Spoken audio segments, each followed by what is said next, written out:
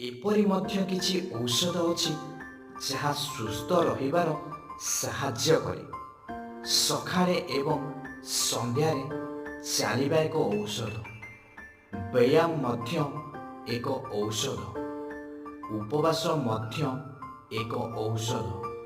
ପରିବାର ସହିତ ମିଶିକି ଖାଇବା ମଧ୍ୟ ଏକ ଔଷଧ। ହସ ମଧ୍ୟ ଏକ ଔଷଧ। ଖୁସି ହେବା ମଧ୍ୟ ଏକ ଔଷଧ। ଗଭୀର ନିଦ ମଧ୍ୟ ଏକ ଔଷଧ। ଲୋକଙ୍କ ସହଯୋଗ ମଧ୍ୟ ଏକ ଔଷଧ।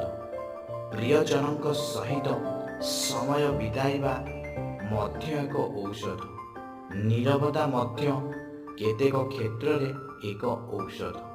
ଏବଂ ଜଣେ ଭଲ ବନ୍ଧୁ ହେଉଛି ଏକ ସମ୍ପୂର୍ଣ୍ଣ ଔଷଧ ଦୋକାନ। ଜୟ ଶ୍ରୀରାମ।